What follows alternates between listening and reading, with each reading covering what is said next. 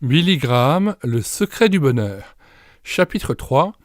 Le bonheur par les afflictions. Bienheureux les affligés, car ils seront consolés. Matthieu 5, 4. Il arrive un moment dans nos vies où les vœux, même bien intentionnés, tels que « Courage, mon vieux » ou « Vas-y, la route est belle », n'arrivent pas à nous remonter le moral parce que nos besoins sont plus profonds que simplement psychologiques. L'optimisme de nos amis ne fait que renforcer notre sentiment d'impuissance. La vérité, c'est que l'homme, malgré son intelligence, ses réalisations et ses réussites, est spirituellement pauvre sans Dieu. Le message de Christ s'adressait à un groupe déterminé, les pauvres en esprit. Christ a dit « L'Esprit du Seigneur est sur moi, parce qu'il m'a oint pour annoncer une bonne nouvelle aux pauvres » Luc 4, 18. Cela ne signifie pas que le message de Christ n'était destiné qu'aux pauvres sur le plan financier, social ou intellectuel. Non, il s'agit de ceux qui sont conscients de leur pauvreté spirituelle. C'est là le contenu de la première béatitude, la note dominante sur laquelle cet hymne de vérité fut composé. Si nous voulons trouver le bonheur véritable, nous devons commencer là où Jésus a commencé, nous devons vivre selon les béatitudes. La seconde béatitude, bienheureux les affligés, semble paradoxale au premier abord. Les pleurs et la joie vont-ils ensemble ? Comment un homme peut-il être heureux quand il est dans l'affliction ? Comment peut-on répandre le parfum du bonheur dans l'amertume du chagrin ? Mais sachez qu'il y a dans ces mots une signification profonde et cachée. Rappelez-vous que Jésus parlait à des hommes de toute croyance et de tout âge et qu'il leur révélait le secret du bonheur. L'époque actuelle n'est décidément pas une époque d'affliction. Ce siècle pourrait bien être connu dans l'histoire non comme un siècle de progrès, mais comme un siècle de superficialité. L'expression courante « qu'importe » décrit bien l'attitude de beaucoup de gens envers la vie. Beaucoup pensent que tant que nous aurons des automobiles rutilantes pour rouler à loisir, tant que nous aurons la télévision et le cinéma pour nous amuser, et tant que nous aurons des maisons luxueuses et une quantité de dispositifs ingénieux pour nous servir, ce qui peut arriver à nos âmes n'a pas d'importance. Qu'importe, riez, et le monde rira avec vous. Pleurez, mais vous pleurerez seuls. Les apôtres de la gaieté mettent leurs masques grimaçants, ouvrent leur poste de télévision, font hurler leur radio, appuient sur l'accélérateur de leur voiture et se lancent dans leur vie superficielle. Remarquez qu'ici, je ne m'attaque pas aux amateurs de télévision ni aux mordus de loto, mais j'affirme que la vie doit être considérée avec plus de sérieux. Regardez vos comédiens célèbres. Sous leur minauderie et leur sourire artificiel se cachent les rides et les traits de la gravité et de la sagesse. Bien que leur métier soit de faire rire, ils savent bien que la vie est une affaire grave. Jésus n'a pas dit « Bienheureux les hommes moroses, piteux ou maussades ». Les pharisiens faisaient de la religion une mascarade, ils se couvraient la tête de cendres pour paraître religieux, mais Jésus le leur a sévèrement reproché « Ne prenez pas un air triste comme les hypocrites » Matthieu 6, 16. Qui donc a dit « La religion de certaines personnes est semblable à un homme souffrant du mal de tête. Il ne peut enlever sa tête, mais il souffre de la conserver. » Qu'entendait Jésus quand il disait « Bienheureux les affligés » ? Il ne voulait assurément pas dire qu'une bénédiction spéciale était promise aux pleurnicheurs ou aux grincheux. Ce verset ne prétend pas être un réconfort pour les psychopathes qui sont d'une manière ou d'une autre mentalement déséquilibrés. Non, il s'adresse aux gens normaux pour montrer comment jouir d'une vie plus heureuse, plus remplie et plus riche. Voyons d'abord le mot « affliction ». Il signifie peine de l'âme, chagrin profond, douleur en constatant ce qui ne va pas. Cela veut dire que si nous voulons vivre notre vie sur un plan plus élevé, nous devons vibrer, sympathiser, compatir aux besoins des autres et du monde.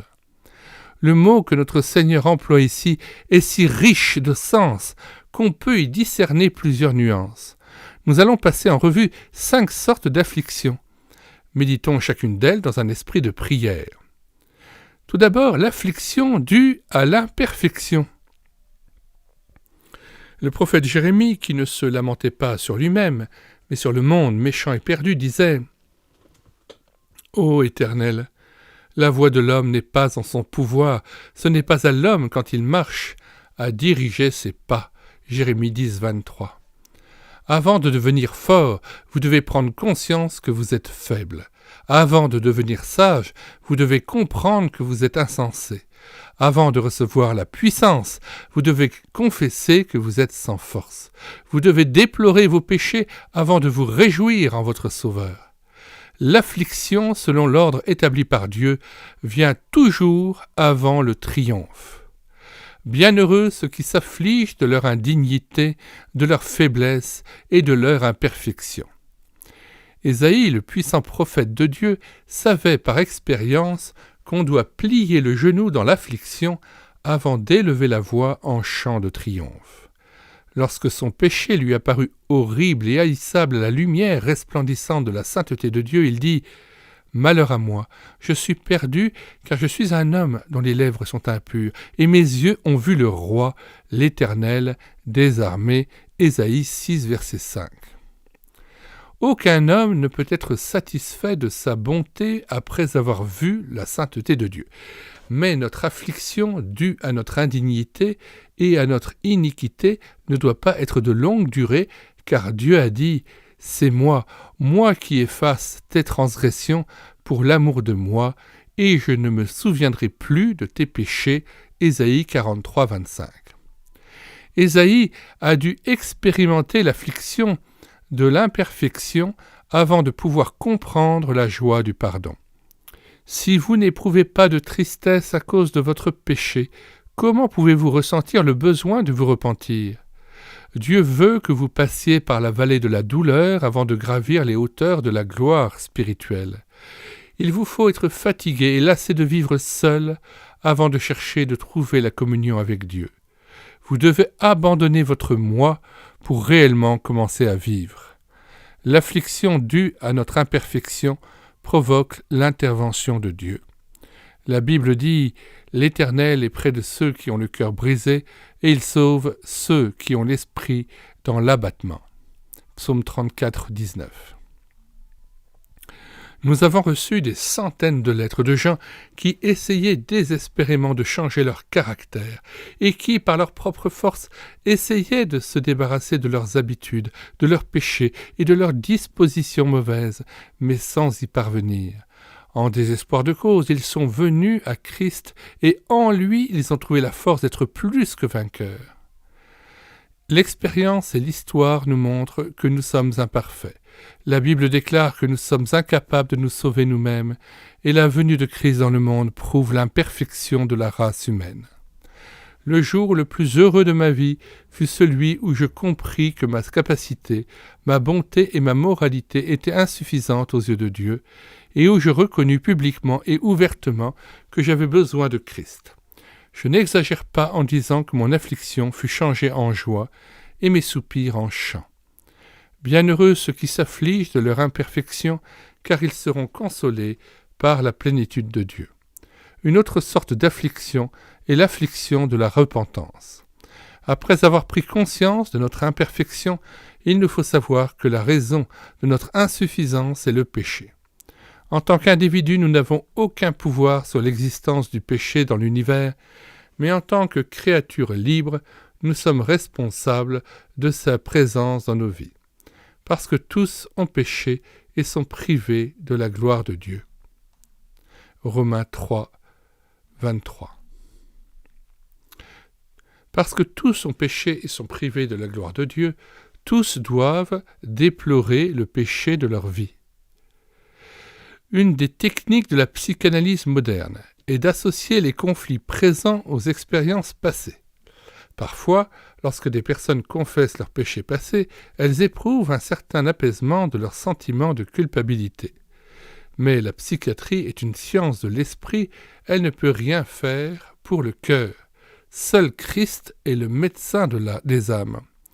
Dieu a dit « Revenez à moi de tout votre cœur, avec des pleurs et des lamentations. » Joël 2:8, Joël 2:12. L'affliction de la repentance n'est pas l'apitoiement sur soi-même, le regret d'avoir fait des pertes matérielles, ni le remords de s'apercevoir que nos péchés ont été découverts. C'est un changement de direction et d'attitude et un abandon de la volonté. C'est la petite part que vous devez faire dans le plan du salut. Mais même l'acte de repentance ne vous donne aucun mérite. Il ne vous gagne pas le salut. Cela dispose seulement votre cœur à recevoir la grâce de Dieu. La Bible dit « Repentez-vous donc et convertissez-vous pour que vos péchés soient effacés, afin que des temps de rafraîchissement viennent de la part du Seigneur. » Acte 3, verset 19. Votre part, c'est la repentance, mais c'est Dieu qui opère la conversion, la transformation et le pardon. Il ne sera pas facile de plier votre volonté faussée et obstinée. Mais une fois que cela sera fait, vous éprouverez le soulagement de celui à qui on vient de remettre une vertèbre luxée. Au lieu de la tension d'une vie sans harmonie avec Dieu, apparaîtra la paix sereine de la réconciliation. Vos nerfs sentiront que votre esprit et votre cœur sont détendus et, par leur réseau, porteront cette bonne nouvelle à chaque fibre de votre corps. Les choses anciennes sont passées, voici toutes choses sont devenues nouvelles. 2 Corinthiens 5, 17. Comme la souffrance précède la naissance, de même l'affliction du péché précède la nouvelle naissance spirituelle. Mais je ne prétends pas dire que votre expérience comportera des pleurs violents et bruyants sur le péché de votre vie. Votre tristesse du péché peut se produire calmement, avec peu ou pas d'émotion. Mais il y aura en vous un chagrin sincère pour les méfaits de votre vie et le désir de vous tourner vers Dieu pour recevoir aide et salut. La Bible dit « La tristesse selon Dieu produit une repentance à salut. » 2 Corinthiens 7, 10. Il y a un autre aspect encore de cette béatitude. Heureux les affligés. C'est l'affliction de l'amour. Dans les anciennes voitures se trouvait une jauge contenant un liquide rouge. Le niveau du liquide dans la jauge correspondait à celui de l'essence dans le réservoir. Si vous voulez connaître la mesure de votre amour pour Dieu, observez votre amour pour votre prochain. La compassion que nous avons pour les autres est une jauge exacte de nos sentiments véritables envers Dieu. La Bible l'exprime ainsi. « Aimons-nous les uns les autres, car l'amour est de Dieu, et quiconque aime est né de Dieu et connaît Dieu. Et nous avons de lui ce commandement, que celui qui aime Dieu aime aussi son frère. » 1 Jean 4, 7, 21. Il y a quelque temps, je visitais avec des amis un musée de San Francisco. Parmi d'autres choses, nous vîmes une collection d'instruments de torture qui étaient employés par des gens religieux pour en forcer d'autres à croire comme eux.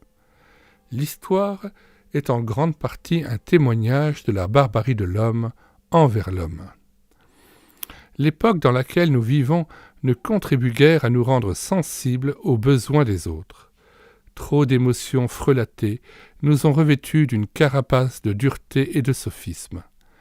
Abraham Lincoln a dit une fois « Je plains l'homme qui ne sent pas le fouet quand c'est le dos d'un autre qui est frappé. » Une grande partie du monde est insensible et indifférente envers la pauvreté et la détresse de l'humanité. Cela est dû en grande partie au fait que beaucoup de gens n'ont pas passé par la nouvelle naissance. L'amour de Dieu n'a jamais été déversé dans leur cœur.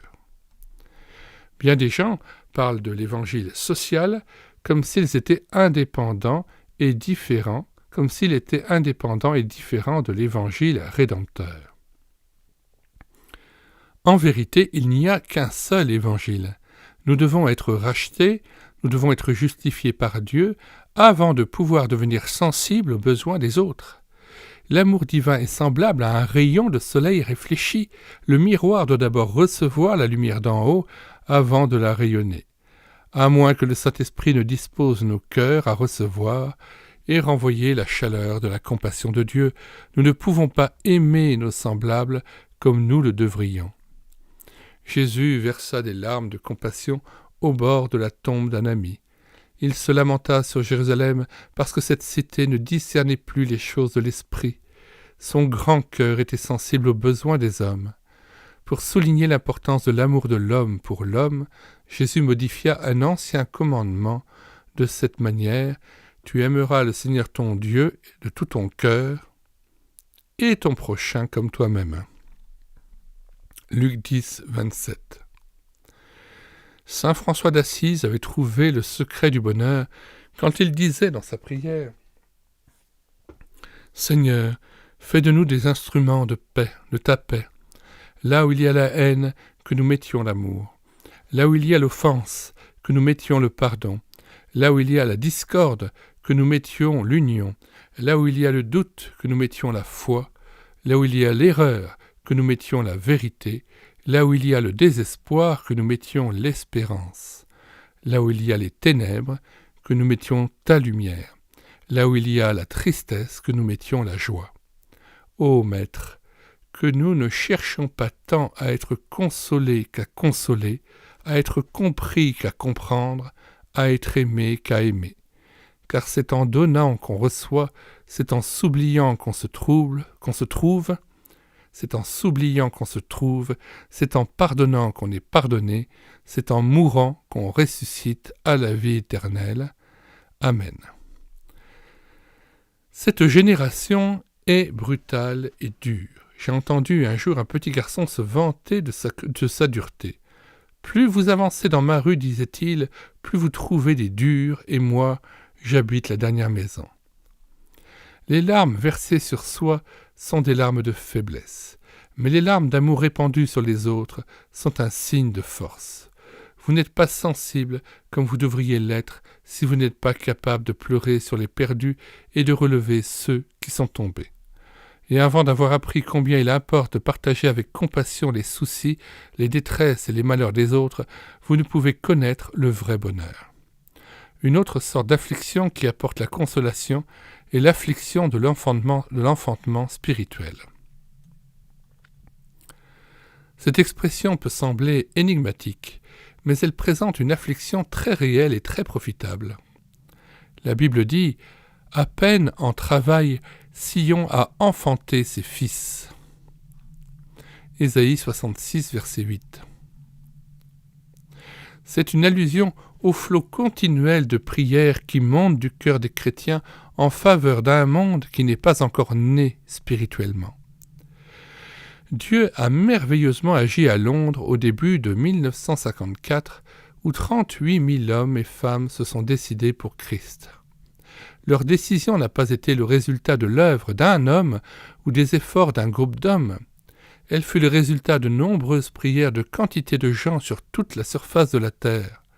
Dieu a dit « Si mon peuple prie, je l'exaucerai des cieux. » 2 Chroniques 7, 14.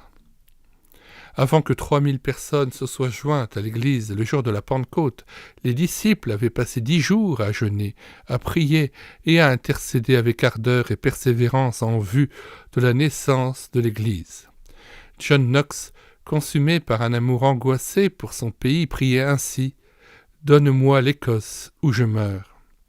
Sa souffrance féconde fut récompensée par une nouvelle naissance spirituelle de son pays. C'est ce que signifie prier par l'esprit. C'est la manifestation d'une profonde anxiété spirituelle pour les autres qui est inspirée par l'Esprit de Dieu.